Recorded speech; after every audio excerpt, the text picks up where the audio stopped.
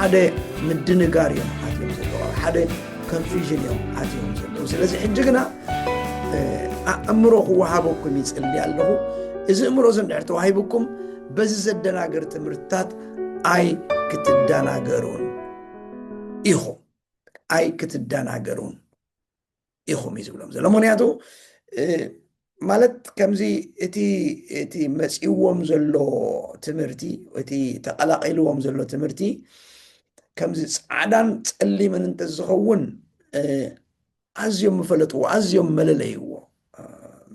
مفلتو قال نزل تمرت زي حيزم مزمصو زلو سبات منفساويان سبات يوم مصحف قدس يم حيزم زمصوهم زلو كلام لغ يم حيزم زمصوهم زلو سلازي مصحف قدس حيزم كلام لغ حيزم داري مصو الله خوينم سي انتاي كدليوم ندحلكمني مميوم فاليوم كحزو وزغلو نتحكي مميوم فاليوم كحزو وزغلو أأمرو كدليوم إيه مالتيو زي عبير تمسكن يوم هجي انتايو بحزب لن بزعبا حسب كله إتأماني ويكات كريستيانسي سويلو عشا بقللو زتالل كم زي يكون انتاي دا أأمرو كريستوس اللو حساب كريستوس اللو نقراتي كماميلو زخيل نقراتي كمازنلو زخيل نقر أأمرو توحي والله سلازي بزس الليو قصري باولوسن بزس الليلهم قصري كابزد ناقر تمرتتات كحلو كقورمي حقزومي أأمرو خلوهم كله اسأل لي الله بخلو تبابن بفلتات أملاقنا عبي من تكخلوا منتي بفلتات فقار بخلو منفساوي تبابن منفسا أمرو من كمال كله كابزد ناقر تمرتتات كحلو يوم قدمنا ناي قولسي مودي ناباناون كم سيت ملسي لخم الله سي نزا حسابسي كالاي التحواوس فلسفناتات كاس لازلو فاليوم كفل اوف كورس حجي تفلسفنا لنا نحسب كلنا كل فلسفنا خمزي الوتاوي إلنا ويكا كل فلسفنا حتياتي كل فلسفنا جيجا عين بلنينا جن تفلسف كونو زقونه فلسفناتات الله منفساو فلسفناتات الله منفساو فلتاتات الله تفلسفنا مالتكو خالي مالتكو يكون فلسفنا مالتكو طبب مالتي خالي والحنتكو يكون فلسفنا مالت سلازي منفساو طبب الله قال املاخاوي طبب الله حجين ات منفساو طببن اتي زي منفساو طببن تحواويس يمصقم سلازلو ازم سبات زياتم تخغبريم فاليوم كحزو ويمونياتو أأمرو مستوحبهم مستتصليلهم منفسوا أمرو مستوحبهم نزل نجرزي فاليوم كحزو وين مالتيو إذا سالسايك كأنان زخون منفسوا النتي مسيوهم زلو كأنان زخون منفسوا النتي جن كأنان يتأوايو كتري أخلها مالت كم زي منفسوا النت اللي بيسو يمسس لازلو لبسناي كريستيان لبس يمس سلازلو زدانا غيو جن أأمره هو هابك كالو انتاي مخانو خطفلتو كينان مخانو خطفلتو طواي مخانو خطفلتو كابت حق انيا زخونه እግዚአብሔር كابت حق انيا زخونه ود يسوس كريستوس كابت حق انيا زخونه منفس كم زي منچو خطفلطلو تخيل أأمرو كدليكا اي مالتي سلازي نسب قولوسي إذي أأمروزي انتاي كقبروميو كاب زدناقر تمرت حلومي كاب تحاوسه في الناتات حلوميو كاب كينان منفساونت كاخوصوميو هراي نعانا خير نعانا وناو زمن زي نبرز لنا سبات كا بزوح زدناقر تمرتتات الله بروحات تمرتي ايس إلا أننديو كن اتي تمرتي كمزي فلتر كتقبرلو تخيل كتتصاريلو تخيل أنا تسيركات حسور كابت خبر اتحسر كابت اخلي كتفليلو اتخيل أأمروغن زدلينا زبني كم الزبن زغيرو فلتأت بزحلو جيزي يلا دحر أمنت دما قرهتاتينا مسحاب قدس حيزن دحر مسيو قال أملاخن دحر حيزو مسيو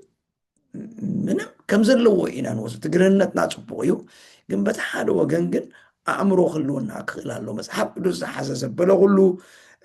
منفساو زمسل زبلو خلو بدحريو زلو ኣጀንዳ ኸነልልዮ ክንፈልጦ እግዚኣብሔር ምስትውዓልና ይኽፈቶ እግዚኣብሔር ኣእምሮ ይሃበና ነዚና ኣብ ፀፅባሕ ከምዞም ንማሕበር ቆሎሴ ተጸልየሎም ጸሎት ኣነ ክጽልየልኩም ንስኻትኩም እውን ከምኡ ጸልይኹም ኣብ ፀፅባሕ እግዚኣብሔር ንማሕበር ቆሎሴ እትዋህቦም ዓይነት ኣእምሮ ይወሃበኒ ኢልኩም ጸልይኹም ምክንያቱ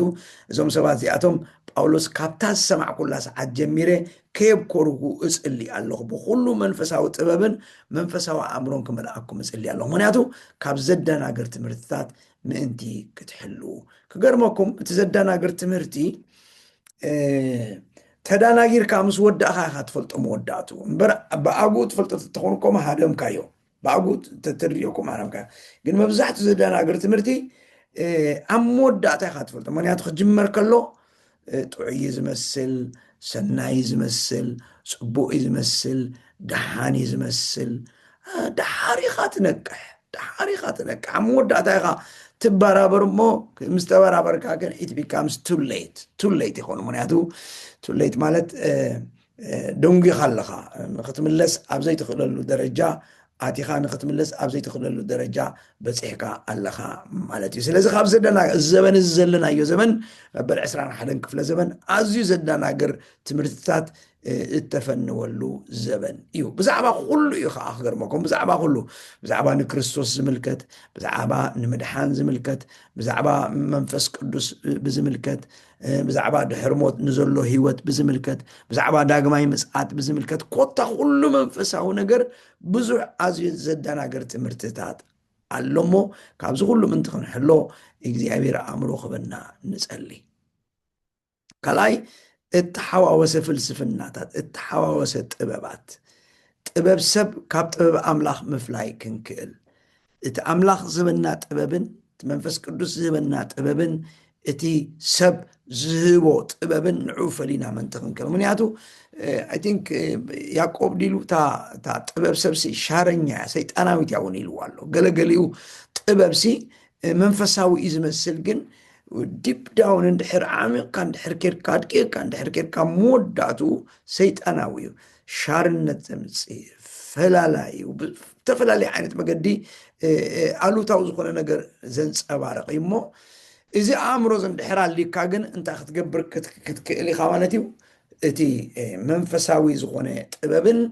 እቲ ጥበብ ሰብ ዝኾነን ፈላሊኻ ክትፈልጥ ኢኻ ፈላሊኻ ከዓ ክትሕዞ ትኽእል ኢኻ ኣብዚ ዘለናዮ ዘመን ድማ ካብ ቄናን መንፈሳውነት ከዓ ክንሕሎ ኢና እግዚኣብሔር ተመስገን ይኹን ኣይ ቲንክ ቄናን መንፈሳውነት ማለት እኮ ሓቂ ይፈልጡ ግን ነቲ ሓቂ የማሳምሱሉ እዮም ሓቂ ይርድእዎ እዮም ግን ነቲ ሓቂ መምስማስ ማለት እዩ ክጽልዩ ይኽእል እዮም ቃል ኣምላኹን ክሰብኩ ይኽእል እዮም ግን ቄናን ዝኾነ መንፈሳውነት እዩ እንተደኣ ኣብ ምሕረት ዘይመላለስ ህይወት እንተደኣ ኣብ ይቕረ ምባል ዘይመላለስ ህይወት መንፈሳውነት ክመስል ይኽእል እዩ መንፈሳውነት ክለብስ ይኽእል እዩ ግን ቄናን እዩ ጠባ እዩ ማለት ፍረ መንፈስ ዘይረኣዮ መንፈሳውነት እንድሕር ኮይኑ መንፈሳውነት ኣይኮነን ማለት ክትጽሊ ትኽእል ኢኻ ክዝምር ትኽእል ኢኻ ክተምልኽ ትኽእል ኢኻ ግን እንተደኣ እቲ መጽሓፍ ቅዱስ ዝእዝዞ ቃል ኣምላኽ ዝእዝዞ ነገር ኣብኡ እንተደኣ ዘይተጠርኒፉ ሃልዩ ቄናን መንፈሳውነት እዩ ዝኸውን እሞ ካብዚ ምንቲ ክንሕሎ ኣእምሮ የልየና ኣሎ መንፈሳዊ ኣእምሮ የልየና ኣሎ ብሓፂሩ እዚ እምሮ እዚ ካብ ምትላል ዝከላኸል ምስትውዓል መንፈሳዊ ንዋት እዩ ካብ ምትላል ክከላኸለልካ ዝኽእል ምስትውዓል መንፈሳዊ ንዋት እዩ በቃ እንታይ ኢኻ ትገብርሲ ነገራት ክትሪኦም ከለኻ ካብ ርሑቕ ከለዉ ተለልዮም ከይኣተኻዮም ተለልዮም ኣይናይ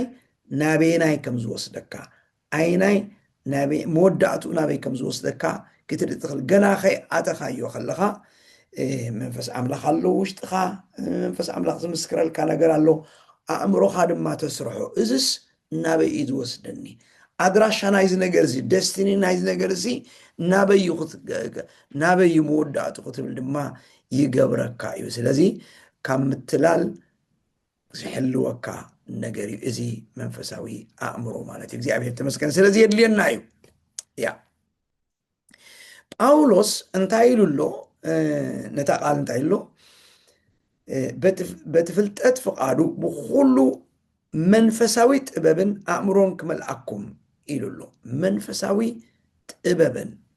እታ መንፈሳዊ ትብል ቃል ምጥቃሙ ኒሞንያ ኢሉ ምጥቃሙ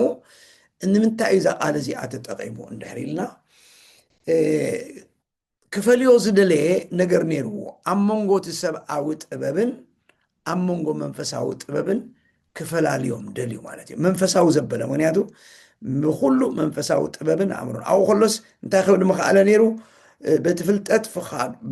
ፍቓዱ ብኩሉ ጥበብን ኣእምሮን ክመልኣኩም ክብል ይኽእል ነይሩ። ግን መንፈሳዊ ትብል ቃል ኣብ ቅድሚያ ተጠቕሚሎ ምክንያቱ ክፈልዮ ዝደልየ ነገር እንታይ ይብል ኣለኹ ደጋጊመ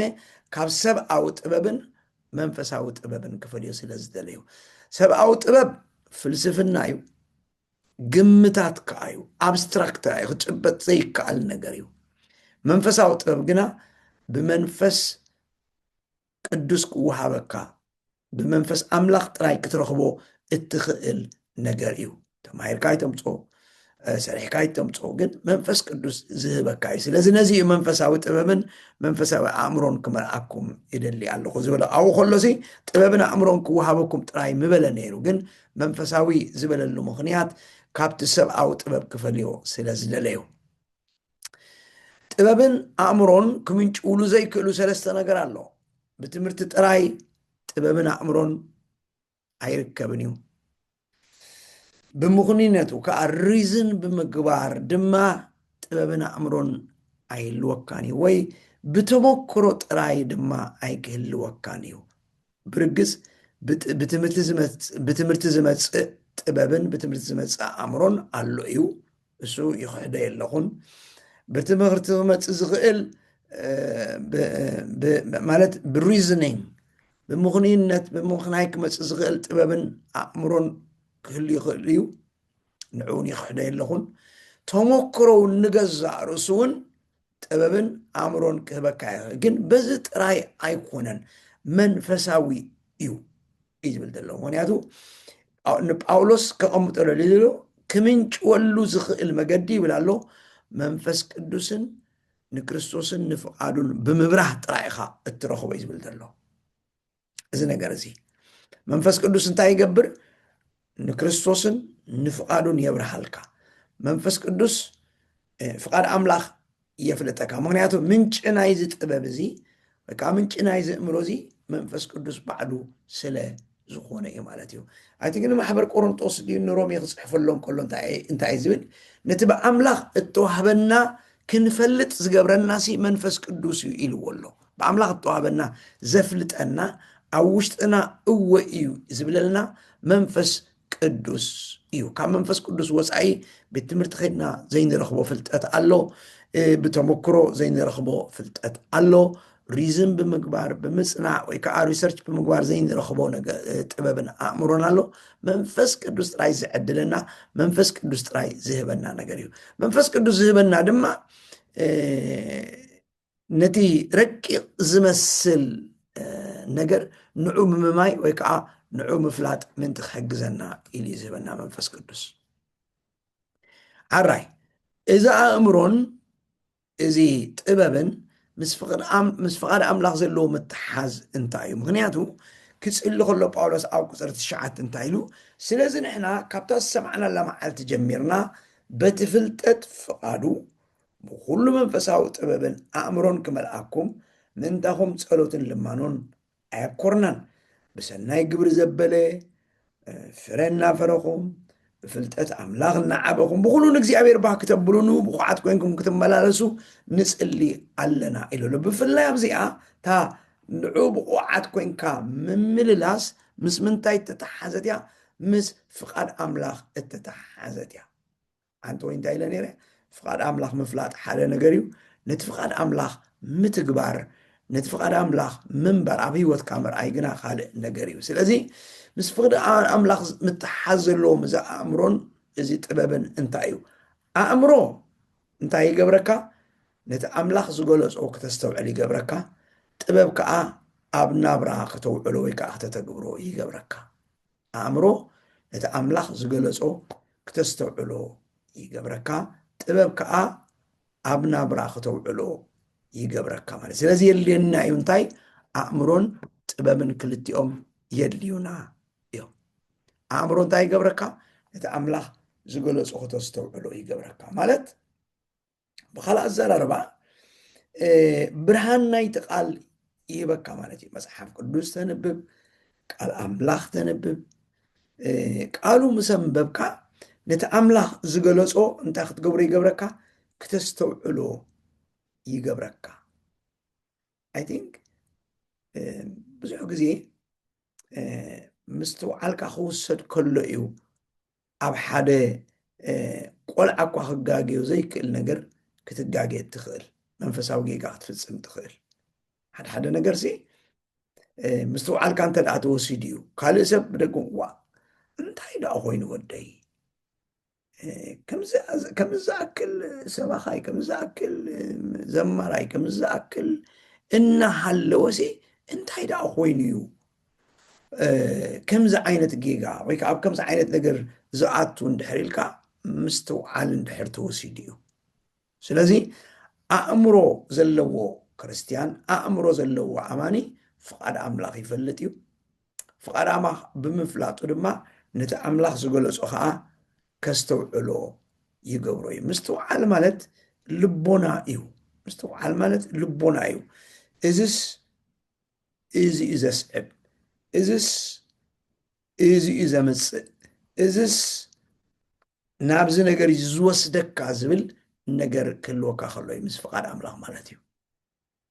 ፍቓድ ኣምላኽ ንክትፈልጥ ይገብረካ ኣእምሮ ካልኣይ ድማ ጥበብ ከዓ ኣብ ትግባር ከተውዕሎ ይገብረካ ኣብ ትግባር ከተውዕሎ ይገብረካ ኣብ ናብራ ክትገብሮ ይገብረካ ምናልባት ከብርሃ ክፍትን ኣብታ ሰሎሞን ተጠቕመላ ጥበብ ንርኣዮ ተን ክልተ ኣንስቲ ከም ዝመፅኣ ዝዝክርዎ ኢኹም እቲ ታሪክ ኣብ ንጉስ ሰሎሞን መፅአን እንታይ ዓይን ኢለን እቲ ኣብቲ እዋን እቲ ተፈጥረ ኩነታት ዝዝክርዎ ኢኹም እዚኣ ዝቆልዓ ናተይ እያ ትብሎ ዘላ ሰሪቃትለ እያ ኢላ ሓንቲ ድማ ኖ ኣይፋሉን ውላደ እዩ ናተይ ውላድ እዩ ኢለን ስለዚ ሰሎሞን ናይ መን ምዃነን ናይ ሓድአን ምዃኑ ፈሊጡ ኣሎ ናይ ሓድአን ምዃኑ ፈሊጡ ኣሎ ናይ ሓድአን መይቲ ከም ዘሎ ፈሊጡ ኣሎ ናይ ሓድአን ምዃኑ ከዓ ፈሊጡ ምክንያቱ ሓንቲ ተርእሳቶ ደቂሳ እያ እቲ ቆልዓ ሞይትዋ ማለት እዩ ስለዚ ናይ ሓድአን ምዃኑ ፈሊጡ ኣሎ ግን ሕጂ እንታይ ከድልዮ ማለት እዩ ይህኒ ደ ዊዝደም ጥበብ ከድልዩ ከመይ ገይረ እየ ሕጂ ነዛ ፍልጠት እዚኣ ናብ ሓቂ ከምፅኣ ናብታ ሓቀኛ ኣደ ናብኣ ከመይ ገይረ ክህባ ወይ ከዓ ከመይ ገይረ ከምፅኣ ይኽእል ምክንያቱ ኣብዚኣ ሰሎሞን እንታይ ከም ዝገበራ ከመይ ከም ዝኾነ ክፈልጥ ኣይከኣለን ክልቲአን ከዓ ኣዴታት እየን ክልቲአን ከዓ ሓዚነን መፅአን ዘለዋ ሶ ዳት ኖውሌጅ ግን ከመይ ገይረ ከተግብራ ዝኽእል ድሕሪ ዝዝክር ኢኹም ሓፃር ዝኾነ ጥበብ ኦኬ እሞ ክነግረክን ሞነት ቆልዓ ኣብ ክልተ ንምቀሎ መጋዝ ሃቡን እሞ ክልተ ክንምቀሎ ዘበታ እቲ ሓቀኛ ኣደ እንታይ ኢላ ዋ ውሉደይ ኣብ ቅድሚ ዓይነይ ካብ ዝስየፍ ትውሰዶ ኢላ ተሓንቲ ግን ስለዘይወለደ ጨካን ስለ ዝኾነ ተሕራ ኢላ ነራ በቃ ስለዚ ኣብዚኣ እታ ጥበብ እንታይ ገይራቶ ማለት እዩ ነቲ ዝነበሮ ፍልጠት ኣብ ትግባረ ከውዕሎ ገይራቶ ማለት እዩ ስለዚ ኣእምሮ እንታይ ይገብረካ ነቲ ተገልፆ ነገር ከተስተውዕሎ ይገብረካ ድሕሪኡ ግን ከመይ ጌርካ ኢኻ ተተግብሮ ነቲ ተገብረ ነቲ ዝፈለጥካ ኣብ ኣእምሮካ ንተቐመጠ ግን ጥበብ የድልየካ ኣብ ናብራ ከተውዕሎ ወይ ከዓ ኣብ ባይታ ከተውዕሎ ይገብረካ ማለት እዩ ስለዚ ምስ ፍቓድ ኣምላኽ በዚ መገዲ እዚ እዩ ዝተሓሓስ ብዘይካ ኣእምሮ እንድሕር ዘየለ ወይ ከዓ ጥበብ እንድሕር ዘየለ ፍልጠት እንታይ ይኾኑ ምስለኩም ረቂቕ ይኸውን ኣብስትራክት ይኸውን ዘይጭበጥ ዘይደሓስ ዘይድህሰስ ኮይኑ እዩ ዝተርፍ ፈፂሙ ምክንያቱ ከምዚ ይዕሪ ስለ ዝተራቐቐ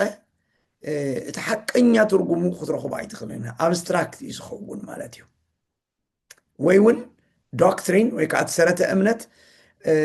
ኣብ ሂወትካ ንክተተግብሮ ድማ ክሽገር ኢኻ እንተደኣ ኣእምሮን እንተደኣ ጥበብን ዘይብልካ ኮይኑ ማለት እዩ እንደገና ድማ መወዳእቱ ድማ ኣመንቲ ከዓ ንምትላል ተቃልዑ ይኹኑ ማለት እዩ ኣእምሮን ጥበብን እንተደኣ ዘየለ ንምትላል ብቐሊሉ ተቃልዑ ይኾኑ ማለት ብቐሊሉ ተቃልዑ ይኾኑ ሓደ ግዜ እቲ መንፈሳዊ ሰብ ምኳን ድዘርን ምግባር ምልላይ ሲ ከመይ ጌርካ ኢኻ ኣምላኽ ተዘይበካ ኣምላኽ ምስተውዓል ተዘይበካ እኮ ኩሉ ነገር መንፈሳዊ ኮይኑ ስለ ትሪኦ ብቐሊሉ ኢኻ ክትታለል ትኽእል ብቐሊሉ ኢኻ ምናልባት ምስ ብዙሕ ምጥንቃቐ ዝኣብነት ዝኣኸበኩም ዝደሊ ምናልባት ከምዚ ዝሰማዕኮ ወይ ዝረኣኽዎ ነገር ሃሊኒ ወይ ድማ ንስኹም ብኡ ሓሊፍኩም ዕሊልኩም እኔ ብዛዕባኡ ክዛረብ ደለየ ኮንኩን ግን ሓደ ግዜ ኣብዚ ኣብ ነቢያት ዝግበር ሓደ ዓይነት ታክቲክ ኣሎ ሲስተም ኣሎ እንታይ ይብሉ ንኣብነት ጉባኤ 200 ጉባኤ ኣብ ዘለዎ ሰብ ይመፁ እሞ በቃ ሎሚ እግዚኣብሔር ካብዚ ጉባኤ 10 ሰባት እዚ $6,000 ከም ዝህቡ ነጊሩን ኣሎ ዝብል ዓይነት ዘረባ የምፁ 10 ሰብ ይብሉ ሕጂ ይክን ኢማጅን ብሓንሳእ እንተ ደኣ ምስትውዓል እንድሕር ዘይብልካ ሽዑ ንሽዑ እንታይ ኢኻ ክትብል ትጅምር ኣነ ደኸውን ናብ ምባል ኢኻ ትመፅእ በቃ ሽዑ ወላ ዘይሓሰብካዮ ኣነ ክኸውን ይኽእል ኢልካ ተበጊስካ ኢኻ ትኸይድ እንታይ እዮም ዝገብሩ ዘለዉ ሓደ ፕሬዠር ሓደ ፀቕጢ እዮም ዘምፅልካ ዘለዉ ግን ኣእምሮ እንተድልዩካ ምስትውዓል እንተድልዩካ ግን እንታይ ኢኻ ትገብር እግዚኣብሔር ክትህብ እንተ ደኣ ኮንካ ካብ ገዛኻ ቅድሚ እዩ ዝዛረበካ ክትዘርእ ከም ምዃንካ ክትህብ ከም ምዃንካ ናይ ማንም ፀቕጢ ናይ ማንም ድርኺት ብዘይብሉ መገዲ እግዚኣብሔር ንውሽጥኻ ኣዳልይዎ ነጊሩካ ሓቢሩካ እዩ ዝመፅእ ስለዚ እቶም ነቢያት መፅኦም ክዛረቡ ከለዉ ብዘይገለ ፕሬዠር ብዘይገለ ፀቕጢ ድሮ ኣምላኽ ኣብ ልብኻ ቀሚጥዎ ስለ ዝፀንሐ ክትህብ ትኽእል ኢኻ ምንም ፀገም ምክንያቱ እግዚኣብሔር ብኡ ገይሩ ክባርኸካ ስለ ዝደለየ እዩ ከም ኣብነት ገይረ ክጥቀመሉ ደለየ ከምኡ ዓይነት ብዙሕ ከምዚ ታክቲክ እዩ ሕጂ ካብዚታት ክትሕሎ ትኽእል ግን እንታይ እንድሕር ኮንካ ኢኻ ነገራት ምስ ምንታይ ክትተሓዞም ከለካ እዩ ብመንፈሳዊ መልክዕ ብመንፈሳዊ ዓይኒ ክትሪኦም ከለካ ኢኻ እሞ ኣእምሮኻ ተስርሖ ስለዚ ኣእምሮኻ እንታይ እዩ ዝገብረካ ነቲ ኣምላኽ ዝገለፆ ክተስተውዕል ይገብረካ እንታይ ይገብረካ ቃሉ እንታይ እዩ ዝብል መፅሓፍ ቅዱስ እንታይ እዩ ዝብል መንፈስ ኣምላኽ እንታይ እዩ ዝብል ናብ ምባል ክትኣቱ ይገብረካ ማለት እዩ ጥበበኛ ከዓ ይገብረካ ማለት ስለዚ ካብ ምትላል ትሕሎ ማለት እዩ ስለዚ እንተደኣ ጥበብን ኣእምሮን እንድሕር ዘይብልካ እቲ ፍልጠት ረቂቕ ክኾነካ እዩ ክትግበር ዘይከኣል ክብፃሕ ዘይከኣል ክትገብሮ ዘይትከኣል ክኸውን እዩ ድሕሪኡ ድማ እቲ መፅሓፍ ቅዱስ እሱ ኣዝዩ ረቂቕ ስለ ዝኾነ ድማ ኣብ ሂወት ከተተግብሮ ከዓ ክትሽገር ኢኻ ትሰረተ እምነት ድሕሪኡ ድማ ብቐሊሉ ከዓ ንምትላል እተቐላዕካ ክትከውን ኢኻ ስለዚ ማሕበር ቆሎሴ ጳውሎስ ስቑኢሉ ይኮነን ካብ መሬት ተላዒሉ ይኮነን ዝፅሊ ዘሎ ምስ ሰምዐ መንፈስ ቅዱስ ኣቐቢልዎ ኣሎ እዚ ፀሎት እዚ ብዛዕባ እዞም ሰባት እዚኣቶም ኦፍኮርስ ሕጂ መፂኡ ኤጳፍራስ ኣብ ምንታይ ዓይነት መንፈሳዊ ኩነታት ከም ዘለዉ ይነጊርዎ ስለዚ መንፈስ ኣምላኽ መፂኡ ንመንፈስ ጳውሎስ ተጠቒሙ ዝፅልዮ ዘሎ ፀሎት እንታይ እዩ እዞም ሰባት እዚኣቶም ምእንቲ ብፍልጠት ፍቓድ ኣምላኽ ክኣትውን ክወፁን ምእንቲ ፍቓድ ኣምላኽ ኣለልዮም ዝኣትውን ዝወፁን ሰባት ምእንቲ ክኾኑ ከይዳናገሩ መታን ከይታለሉ ኣእምሮ የድልዮም ኣሎ ጥበብ የድልዮም ኣሎ ስለዚ ኢሉ መንፈስ ቅዱስ እንታይ ኢሉ የፀልዮ ኣሎ ንሐዋርያ ጳውሎስ በቲ ፍልጠት ፍቓዱ ብኩሉ መንፈሳዊ ጥበብን ኣእምሮን ክመልኦም ፀሊ ኢልዎ መንፈስ ቅዱስ ስለዚ ነዚ ተጠቒሙ ይፅሊ ኣሎ ማለት እዩ ሐዋርያ ጳውሎስ እናጠቃለልኩ እየ ስለዚ መሟገት ምስ ትምህርቲ ሓሶት በናይ መገዲኡ ዝማጎት ዘለዎ እንድሕር እዚ ንሰብ ቆሎሴ ሕጂ ንብሎ ፀናዕና ንሰብ ቆሎሴ ኣዝዩ ኣገዳሲ እዩ ከመይ ስቶም ሓሰውቲ መምሃራን ዝጥቀሙሎም ክልተ ቃላት ነይሮም ዝለዓለ ፍልጠትን ዓሚቕ ጥበብን ዝብሉ ክልተ ቃላት ይጥቀሙ ነይሮም ዝለዓለ ፍልጠት ሃየር ኖውሌጅ ዝበሃል ኣሎ ዘይበፅሐኩሞ እንደገና ኸ ዓሚቕ ጥበብ ሚስትሪ ዝኾነ ነገር ከዓ ኣሎ ዘይበፅሐኩሞ ይብልዎም ነይሮም ማለት እዩ ስለዚ እዚ ክብልዎም ከለው ከምዚ ከንፊዝ ኮይኖም ተዳናጊሮም እንታይ እዮም ዝብሉና ዘለው እዮም ዝብሉ ዘሎ ምክንያቱ መንፈሳዊ ብዝመስል መገዲ ስለዝመፅዎም ማለት እዩ ስለዚ ዝለዓለ ፍልጠት ይብልኹም ኣለው ዓሚቕ ጥበብ ይብልኹም ኣለው ምላሽ ጳውሎስ ከዓ እንታይ ይብሎም ኣሎ ሓቀኛ ጥበብ ቀዳማይ ስውር ኣይኮነን ምስጢራዊ ኣይኮነን እግዚኣብሔር ንባሮቱ እንታይ ይገብር እዩ ምስጢሩ ዝገልጽ ኣምላኽ እዩ ካልኣይ ንሒደት ምሩፃት ዝወሃብ ኣይኮነን ኤሊት ዝበሃሉ ተፈልዩ ዓሌት ተፈልዩ ንዓቶም ጥራይ ከም ዝወሃብ ገይሮም እዮም ዝዛረብዎም ነይሮም ንማሕበር ቆሎሴ እዚ ጥበብ እዚ ግና ይብል ኣሎ ጳውሎስ ንኩሉ ብጎይታ ዝኣመነ ዘበለ ኩሉ ዝወሃብ እዩ ዝብሎም ዘሎ ሳልሳይ ድማ ፍልስፍናዊ ኣይኮነን ፍልስፍና ሰባት ኣይኮነን እዚ ነገር እዚ እንታይ ደኣ መንፈሳዊ እዩ ክርስቶስ ተኮር እዩ ለዋጢ ህይወት ከዓ እዩ ዝብሎም ዘሎ ብሓፂሩ ሕፅር ብዝበለ መገዲ እዚ እስኹም ትብልዎ ዘለኹም ዝለዓለ ጥበብ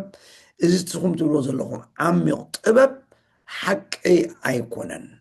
ምክንያቱ እስኹም ትብልዎ ዘለኹም ኣብስትራክት እዩ ሒደት ሰባይ ጥራይ ክህልዎም ዝኽእል ትብሉ ኣለኹም ፍልስፍናዊ ትብሉ ኣለኹም ኣነ ግና ይብል ኣሎ ጳውሎስ ኣይፋሉን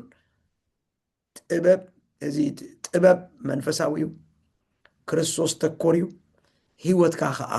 ዝልውጥ እዩ ከም ንስኹም ትብልዎ ዘለኹም ኣይኮነን ይኽብለል እዩ ኣብ መወዳእታ ጳውሎስ ከምዚ ገይረ ኣቐሚጠ ኣለኹ እታ መወዳእታ እታ ትርጓመ ናይዛ ንሱ ዝብላ ዘሎ ሕጂ እንታይ ዝብል ዘሎ መሰረታዊ ትርጉማ ጥበብን ኣእምሮን ኣመንቲ ፍቓድ ኣምላኽ ብክርስቶስ ንኽርእዎን ንኽርድእዎን ክነብርዎን ዝሕግዝ ውህበት መንፈስ ኢሉ ኣለኹ ጥበብን ኣእምሮን ኣመንቲ ፍቓድ ኣምላኽ ብክርስቶስ ንኽርእዎን ብክርስቶስ ንኽርድእዎን ክነብርዎን ዝሕግዝ ውህበት መንፈሲ ወይ ከዓ መንፈሳዊ ውህበት ኢሉ ኣለኹ እግዚኣብሔር ተመስገን ይኹን ስለዚ መንፈሳዊ ጥበብን ኣእምሮን ኢልና ክንሓስብ ከለና ብሓፂሩ እዚኣ ስለዚ ጳውሎስ ጸሎት ጳውሎስ እንታይ እዩ እንድሕልኩምኒ እዞም ኣመንቲ ንፍቓድ ኣምላኽ ብክርስቶስ ርእዮም ተረዲኦም ምእንቲ ክነብርዎ ዝሕግዞም ውህበት መንፈስ እዩ ስለዚ እዚ ክወሃበኩም እጽሊ ኣለኹ ክብሎም ከሎ እዛ ነገር እዚኣ ንሃዋርያ ጳውሎስ እተጸልዮ ዘላ ጸሎት ማለት እዩ ሕጂ እዚኣ እንድሕር ገይሩ እዚኣ እንድሕር ጸልዩሎም እንታይ ክኾኑ እዮም ዞም ሰባት እዚኣቶም ብሰናይ ግብሪ ምሉኣት ክኾኑ እዮም ፍረ ዘፍርዩ ክኾኑ እዮም ብፍልጠት ኣምላኽ ንኣምላኽ ናዓበዩ ክኸዱ እዮም ንእግዚኣብሔር ባዘብሉ ክኾኑ እዮም ንዑ ከዓ ንኣምላኽ ከዓ ብቑዓት ኮይኖም ከዓ ክመላለሱ እዮም ስለዚ ጥበብን ኣእምሮን ምስ ዝህልዎም መንፈሳዊ ጥበብን መንፈሳዊ ኣእምሮን ምስ ዝህልዎም ፍረ ብሰናይ ግብሪ ዘበለ ሙሉኣት ክኾኑ እዮም ፍረ እናፈረዩ ዝኾኑ ሰባት ክኾኑ እዮም ብፍልጠት ኣምላኽ እናዓበዩ ዝኾኑ ሰባት ክኾኑ እዮም ንእግዚኣብሔር ባህ ዘብሉ ክኾኑ እዮም ንዑ ከዓ ብቑዓት ኮይኖም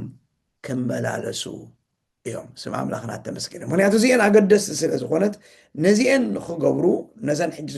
ደጋጊመ ዝብለን ዘለኹ ንዓተን ምንጢ ክገብሩ እንታይ የድልዮም ኣሎ መንፈሳዊ ጥበብን መንፈሳዊ ኣእምሮን ከድልዮም እዩ ስለዚ መንፈሳዊ ጥበብን መንፈሳዊ ኣእምሮን ምስ ዝህልወካ ንሰናይ ግብሪ ዘበለ ኩሉ ግዜ ድልው ትኸውን መንፈሳዊ ጥበብን ኣእምሮን ምስ ዝህልወካ ኩሉ ሻዕ ፍረ እናፍረኻ ትኸይድ ትኸውን መንፈሳዊ ጥበብን ኣእምሮን ምስ ዝህልወካ ንኣምላኽ እናፈለጥካዮ ትኸይድ እቲ ፍልጠትካ ከዓ እናዓበየ ይኸይድ መንፈሳዊ ጥበብን ኣእምሮን ምዝልወካ ንእግዚአብሔር ባህ ተበል ኢኻ ትኸውን መንፈሳዊ ጥበብን ኣእምሮን ምዝልወካ ከዓ ብቑዕ ኮንካ ንኣምላኽ ብቑዕ ኮንካ እትመላለስ ሰብ ክትከውን ይገብረካ ማለት ስለዚ ብድሕሪት ኣትየ እያ ነታ ጸሎት ማለት ስለዚ እዚኣ ምስ ትገብር ግን እዚኣተን ኣባኻ ክረኣያ ክጅምራ እየን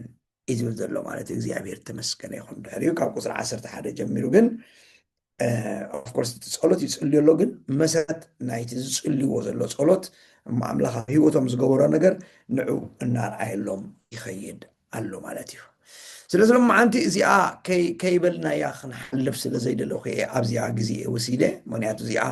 ወሳኒት ስለ ዝኾነት እያ ስለዚ ሰናይ ግብሪ ማለት እንታይ ማለት ከም ዝኾነ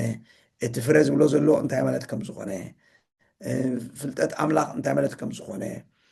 ንእግዚአብሔር ባህ ምባል ማለት እንታይ ማለት ከም ዝኾነ ንብቑዕ ኮንካ እንታይ ማለት ከም ዝኾነ ድማ